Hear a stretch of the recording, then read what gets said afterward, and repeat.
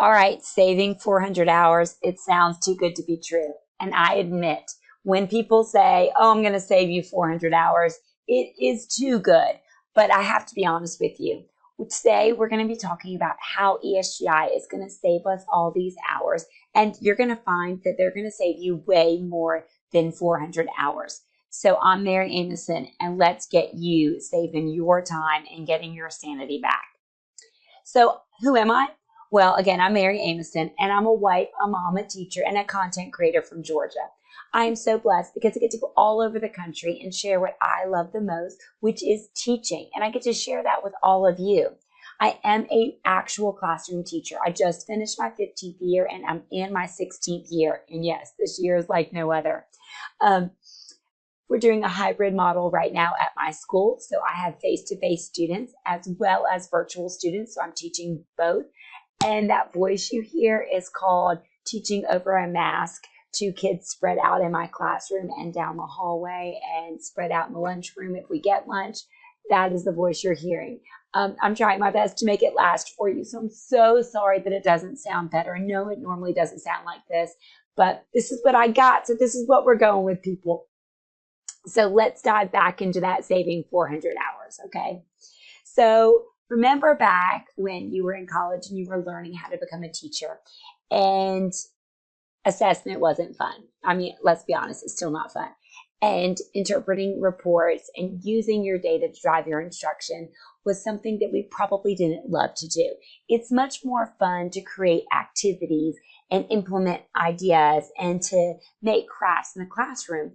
And we get to do more of that if we let ESGI help us. So I actually asked to pick these topics because as an actual classroom teacher, I want to show you how I use ESGI to help me to do the things I want to do, so I'm not doing the things I don't want to be doing.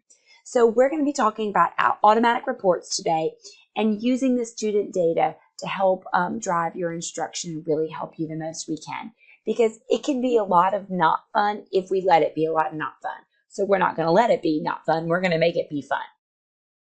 So the first thing we're going to be talking about is automatic reports and how we're going to let them help you. Years ago, when I started teaching kindergarten, we would assess kids and we would have like a one-page report and we would sit in front of the kids and we'd be like, what's your first name? What's your last name? And we would check if they know it. And then we would ask them a bunch of letters and sounds and we would check what they knew, or we would show them flashcards. When they walked away, we would mark off what they did and didn't know. But then to interpret that data, I would have to go to a desk after school and flip through and make grids and tables and charts and figure out where the kids sat with their letters and sounds and what group to put them in and how to make that work. And getting the reports, getting the things I needed took forever. So if you're doing that now, you don't have to be doing that now. And I have to be honest with you, I'm so blessed because I haven't done that in years. Because with ESGI, you don't have to do that because you can ask the kids questions and you're going to quickly get the information from them.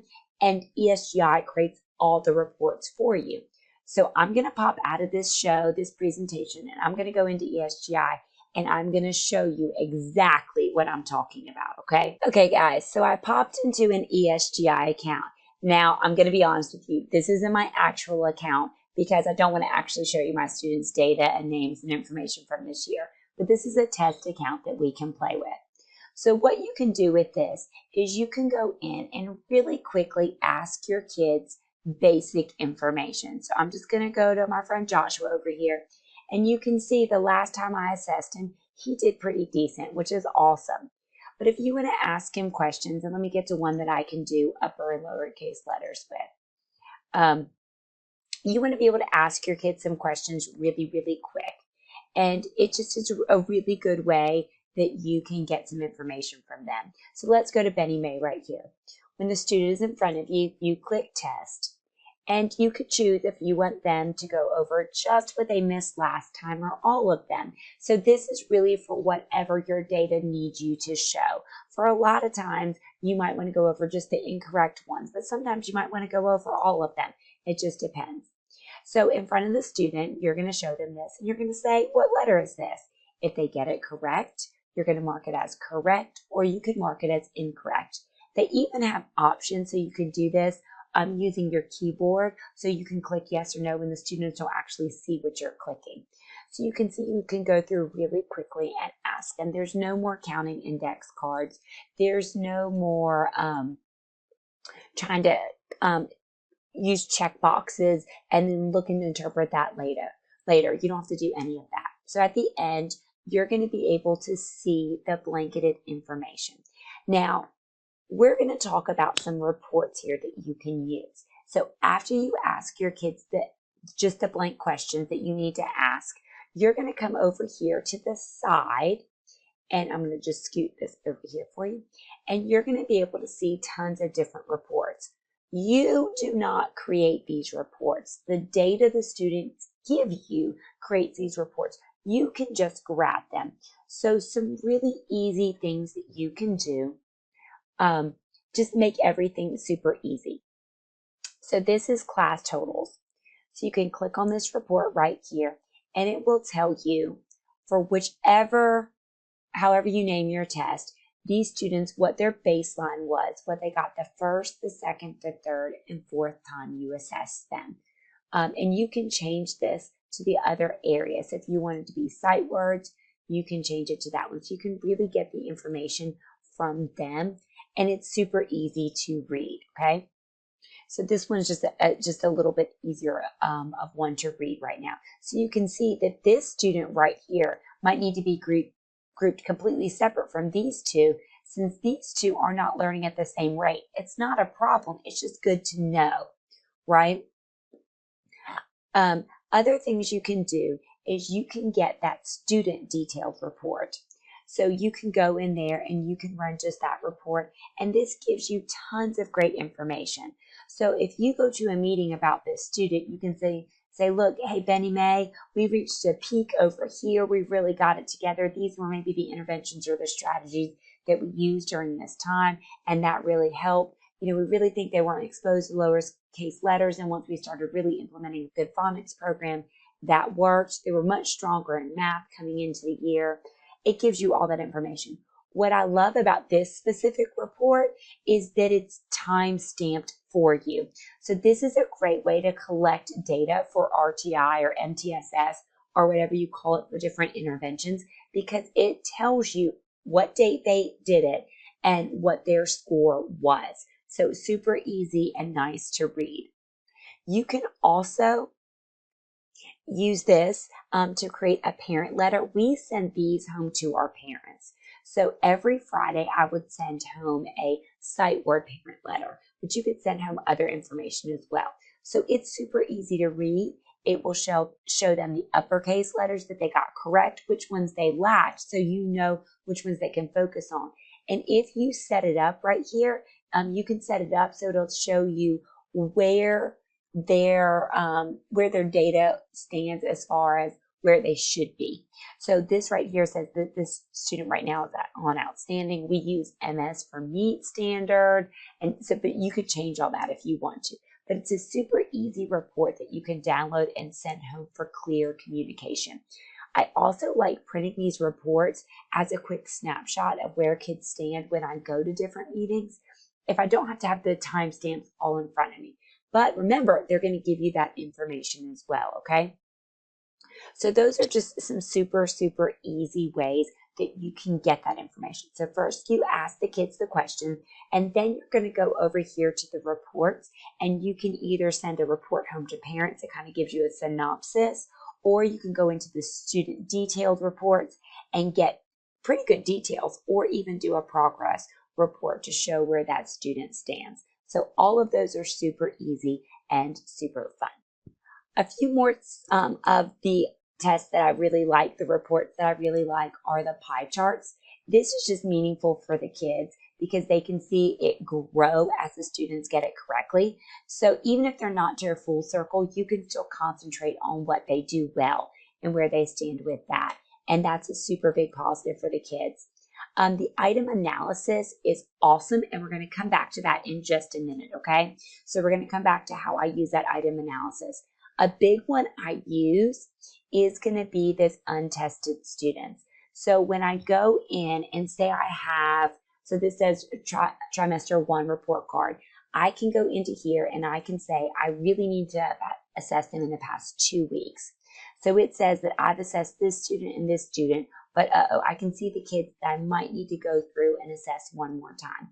And then when you click right here, it takes you exactly to that test, that assessment that you need to give that student. So it's a really good way to save you time to make sure that you have every kid assessed and its current data. So you don't have to flip through all the pages and say, oh my gosh, that was 3 weeks ago, or oh my, is it really almost October? I can't believe that. I thought I assessed them recently, but I haven't assessed them since September 1st. You don't have to do all of that. ESGI does that for you. And you can change how long it is here, like especially over spring break. If we have spring break, I might want to bounce that to 3 weeks ago because I don't want to count that week we weren't in school. So it'll just be a super, super good tool to help you make sure you get everybody assessed. If you have special ed kids as well, that view untested student is big because sometimes you may have not have assessed that student recently, but maybe the special ed teacher or the English as a second language teacher or another teacher that you might be collaborating with has assessed that student, and you don't have to go through and do it again. So all of these all of these reports have different features, and you can absolutely use these in such quick ways to help you the very, very most. And they do such a great job because all the information is given to you. You do not have to search for it. It only takes a few clicks. Now let's go back out. Let me show you how I use this data. All right, guys, this slide is not pretty, but this is literally what I do to make sure that I have everything together for my groups. Because I can assess kids pretty quickly with ESGI, I generally do this about day 2 or 3 of the school year. I can usually assess them with letters, uppercase, lowercase, and sounds within the first day or so. It's pretty quick, and I just kind of meet with them, talk to them for a few minutes, and try to see what they know.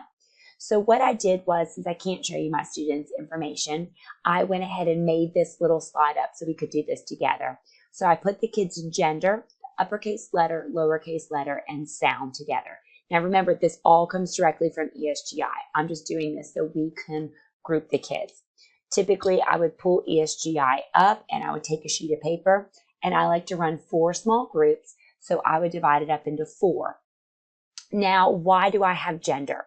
I typically don't like to make groups where there's all girls and 1 boy or all boys and 1 girl. I like to make sure it's more of an even mix. So I think those are good things to take into consideration.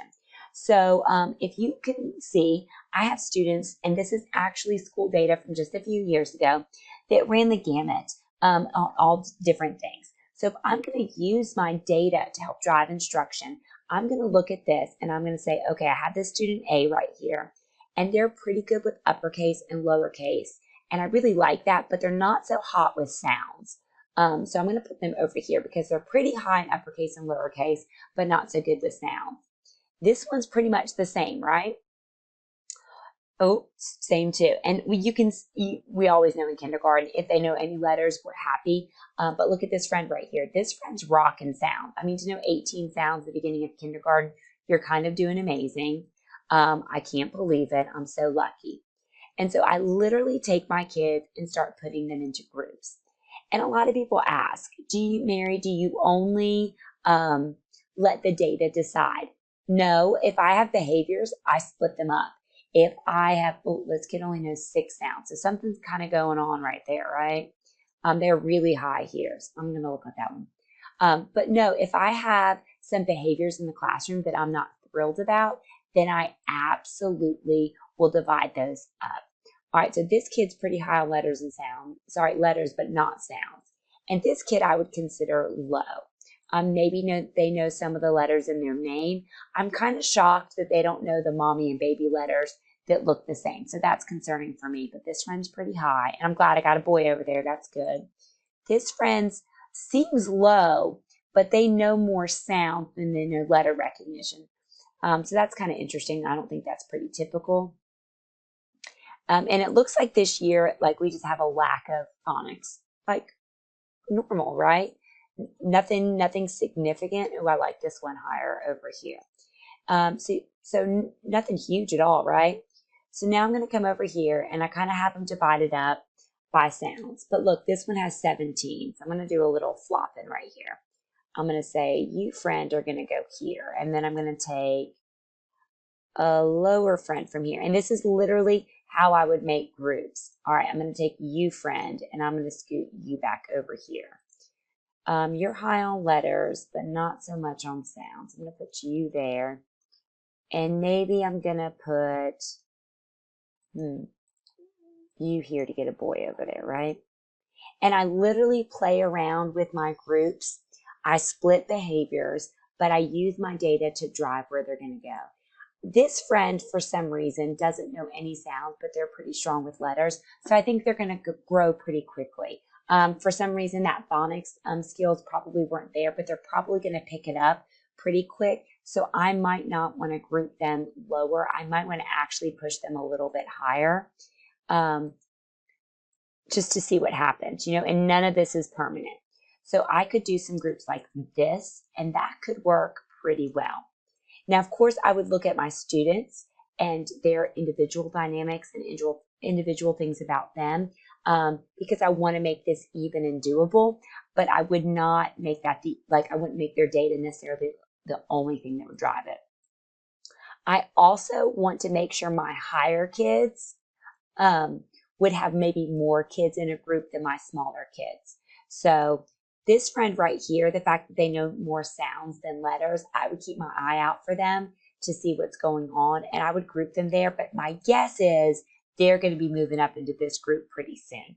And I'm not unhappy about any of this. So we have public pre-K in my state that's state funded. So I would expect a lot more of my kids to know letters than you might see because we have that as an opportunity. So you can see it in this group, I have 1, 2, 3, 4, 5, 6. Then this group is 1, 2, 3, 4, 5, 6 as well.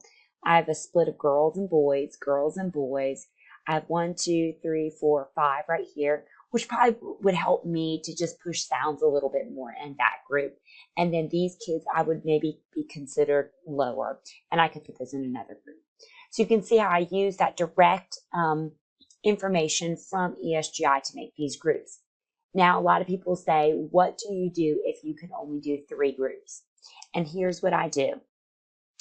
I always make my lowest group the smallest, and I would have a safety net in place where if something happened and we didn't have time, I would move the highest of my low kids into this group, my middle of my lowest kids into this group, and then my lowest of my low kids into this group. So I would essentially have one low student in each group that I could kind of sit next to and help guide a little bit, but I would also have them structured so that hopefully they would get the most out of that small group instruction.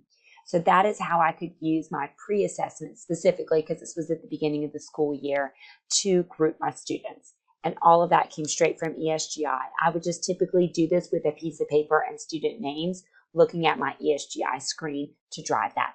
So I hope that kind of makes a little bit of sense. All right, now that the screen looks a little bit prettier, you can kind of see how we got to do something with these kids now, right? Now that I have the information, now that I have the groups, what can I do to help them? Well, I'm going to level learning so that all my groups can grow, but I want them to be able to grow and feel confident about what they're doing. Not every group is going to need the same thing. But I want to trick my kids. I don't want them to all know they're doing something different. You don't want your kids to know the high group's the high group and the low group, because hopefully they're all going to be switching around and every student's going to be growing. So here are some things that I do. Here's a big trick I do. I level my activities so that they don't look leveled. And I've said this before, one of the things I get knocked on my teacher evaluations the most for is that it's hard to see my differentiation. And I think that's a huge compliment.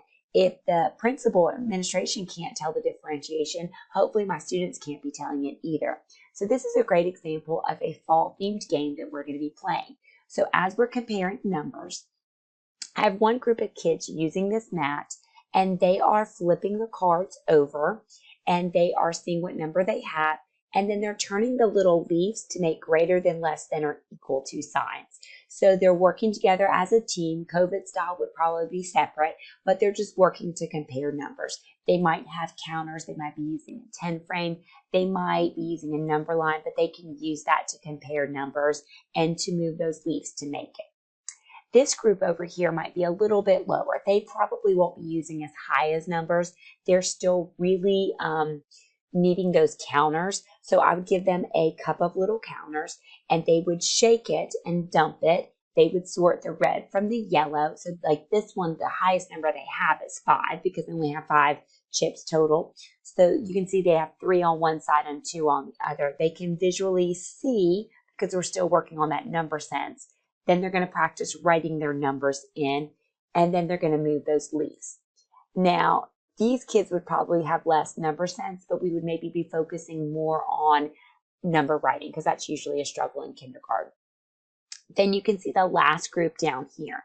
This group of students has more chips. They have a very similar mat, but they have more chips that they're using.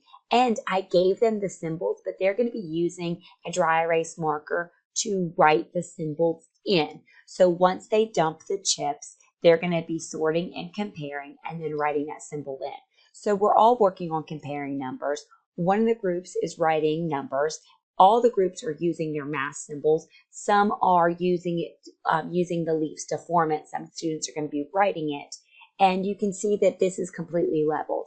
Now, the kids know they're all using the mat. Some kids know they're using the cards and the chips, but they can't see the leveled activity in here. I can see it. I know what I'm doing, but the kids just think they're playing a math game. And now we're all learning and we're all growing. Here's another activity from just a fall ELA book that we do, and this would be a great center activity. So you can see that these activity cards at the bottom look really similar. At this activity, I would cut these pieces all apart. The students would see bag, and they'd go bag, b-a-g, and they would need to build the word. Once they make it, they would be able to sound it back out and check to see if they have it. Similarly, over here, I would give them a strip that was a cross, so it would have the fan picture on it and then the 3 segments all together. So it would look much more like this. The students would look at the picture, they would go fan, and fan, and then they would be expected to write the word. So we're still working on CVC words. One group is building the CVC words. They're probably concentrating much more on sounding out and making sure it makes sense. The other group, they probably understand what a real word and a nonsense word is, and we really got to work on that handwriting formation, right? Getting all those sounds down that we hear. So they're both going to be working on CVC words. One's going to be working on writing, and one's going to be working on building.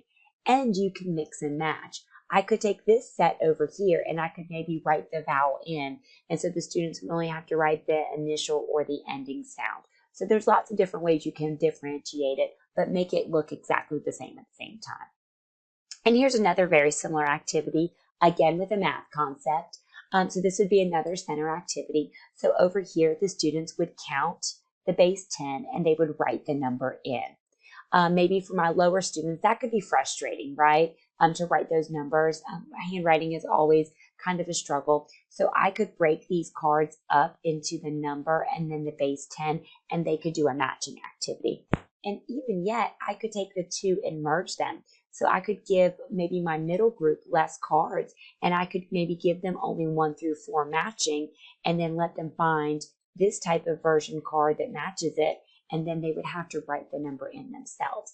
So we could take the same type of activity and just differentiate how it's presented to our students so that every group is playing and every group is learning.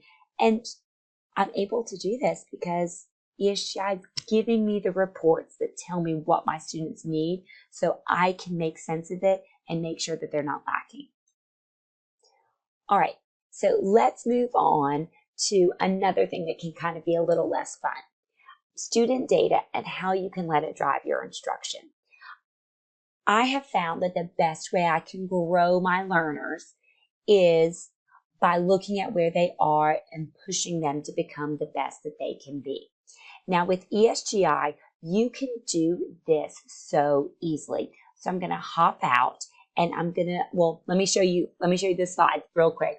This is my sight words. So this is sight words that we've already covered. And at our school, what happens is we have set sight words that we teach every single week. And once we teach them, we don't always have time to go back and reteach them. And we know that that's not a best practice. So what I want to do is after I teach sight words, I want to figure out which ones not every single student in my class knows 100%. And I call those words my dirty dozen. Those are the dozen sight words that I'm going to find ways to spiral into a review to catch those students up. So I'm going to show you how to get this in a minute.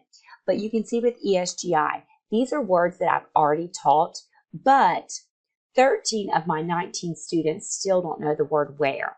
So even though I've already passed that, I want to catch those other students up with that word. How, want, saw, was, went, say, our. Those are all words that need to be on my radar.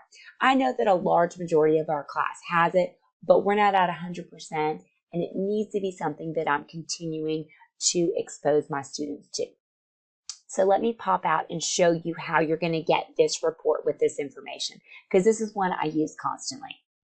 All right, guys, so I popped back into ESGI, and I'm going to go over here to reports and go to where it says item analysis.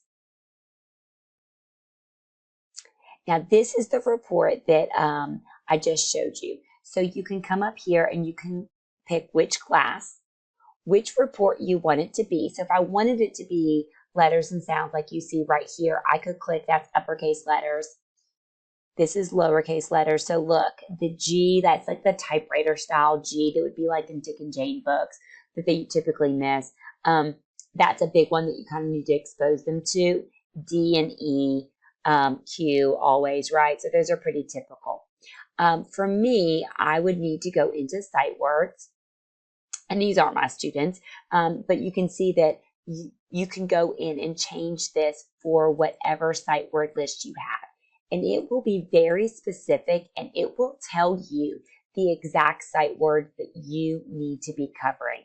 So I'm going to go back into the and just pretend like the letters are, because that's perfectly fine. So I know that these are the specific letters that we are lacking the most. So when I go to teach phonics, I know that every day I need to probably mention the letter Q. If I can get these 9 kids to learn Q, that's going to be the most growth, right? That's going to be a huge amount of growth.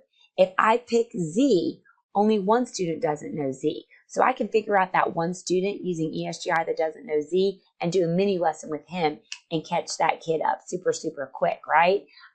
But I probably want to do maybe a small group with Q and figure out those kids that don't know Q.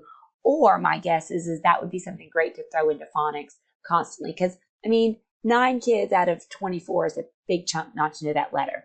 Now, that's probably because you haven't gotten there in your curriculum yet, and that's not a bad thing either. So you can absolutely look at this and say, you know what, I know that I have taught all of these letters right here, and I know that I'm doing H next week. So let me go ahead and grab, I don't want to grab E yet. I'm going to grab D, because we're going to talk about B and D, and we can do some visual discrimination and kind of talk about both of those. So you can use this data for that way. So easy and so fast. And what you're going to find is that when you're focusing on what your kids know completely and then what they're lacking the most of, you can grow them quickly. And then the next time you assess, I guarantee you that Q isn't going to be nearly that low, and probably J is going to be the lowest one. And then you can take that next week and throw J in there as much as you can, or different things like that. So it makes it super easy for you to become a stronger teacher and meet all of your students' needs. Now, I still use item analysis the most for sight words, so I'm going to talk to you about that. But I really quick wanted to show you one more time where that item analysis is, just so you can get to it. And let me go back in and show you some ideas for sight words. Okay, so this was my most missed sight word. So this just tells me at this point in time the sight words that I'm going to, again, put in as much as I possibly can. So one of the ways I do that is I use these little QR scan and learn cards that I created, And I put them out because those are the most missed sight words that my kids are going to need. And these are pipe cleaners. And behind these little pockets are letter beads. So when a kid says that when they're reading something and they don't know that word, because remember where was on there, look, where, how, once, saw, was, went. These words are down here. These were the most missed when I took this picture. My kids can come over there. They can take one of their devices like a Chromebook or a phone or an iPad. They can scan that QR code and then they can hear that word. And it says where is the cat? Then they take that pipe cleaner and they can build the word where. They can also tie it around their wrist and wear it as a bracelet. So it's just a good way for them to hear the word and create the word and see the word as many times as possible. So I leave this up as just a really good resource. And the truth is, I also love this because I can't get to every kid and read them every word that they don't know. But I know these are the most missed. So I create this and I let them use this. Another thing I did was I created these sight word printables that also have QR codes. So every Friday when my kids come in, they have a QR scan and learn waiting on their waiting for them on their table. And I just put in a little page protector and I lay it on their table. And I pull up ESGI and I look to see the sight word that I've already taught that they do not know. And I have that one laying down on their desk. So they can take their smart device, they can scan it, and they can do a 4 to 5 minute sight word activity with a specific sight word that they are struggling with. Now, I do have some of those overachieving students who already know all the words I taught them. So I pick a word that they missed last time I assessed them, and that word magically appears at their desk as well, and they can concentrate on that word. And my kids really like this, especially my kids who don't have parents who speak English at home. They're super appreciative about this because they don't have somebody at home that can spend that 4 to 5 minutes with them learning that sight word.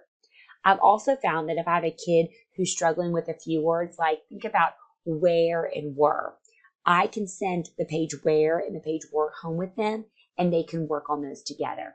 A lot of my families have said, oh my gosh, we have multiple children, we have sports activities, and we're on the ball field. My kid was able to sit there with a headset on for just a few minutes last night and work on those sight words, and it was such a big help. And then I actually had some parents who were like, oh my gosh, send me home the next sight word list, and those cards are super helpful. So this is just another way that I can take that ESGI data and really drive that instruction and reach all those learners. So here's a picture of some of my kids pre-COVID, obviously, using these QR scan and learn. You can see that they can all be working on their own words at the same time. So they're going to scan it and they're going to listen to that individual sight word activity and they're going to be learning that word. They're going to be saying it, spelling it, saying it, finding it in sentences, and really getting some visual discrimination when it comes to it. So here is some data from years and years and years ago. But what we would do is we would assess our kids using a student growth assessment at the beginning of the year. And this is how my students scored. So at this particular year, my kids couldn't blend words. They didn't really know sight words. I probably had one kid who could read pretty well, and maybe a few kids knew A and I. We were pretty good with letters. So this was the uppercase and lowercase letters, not so good with sounds as we would expect. And we're doing pretty decent. Well, when I took this little snapshot, it was about in January, and you can see that I had tons of my kids mastering sight word list 1, tons of my kids rocking really hard on sight word list 2, 3, and 4. Now, once our kids know all of these sight words here, we move them on to the fry list. And you can see that I had kids on all different levels. This is significant. I'm not trying to show off my data, but instead, even though we weren't at the end of the year, my kids were able to move on at their own rate. So I would go into ESGI, and if they finished their first 9-week sight words, which is just how we break up our grading period, I'd put them on the second. When they finish the second, I'd put them on the third. When they're done with the third, I'd put them on the fourth. When they're done with all their kindergarten words, I put them on first grade words. When they're done with all their first grade words, I put them on second grade words. Because my goal is for those students to never stop growing wherever they're at. And I can do that because ESGI makes it so easy for me to keep them moving. So another way we do this with sight words is we make these set sight word games, and these are called sight word stations. And I put them all in a little binder. And every week when we play these games, we pull them out of the binder and I put them in the baskets and we all play them. At the end of the week, we put them all back in the binder. And when we're allowed to have parent volunteers, and if we're allowed to have parent volunteers, I have a parent volunteer that comes, and this is out in the hallways. You can see the lines on the tile floor. And a parent would get this little checklist down here, and they're not assessing any student, but they're seeing where that student is with the sight words.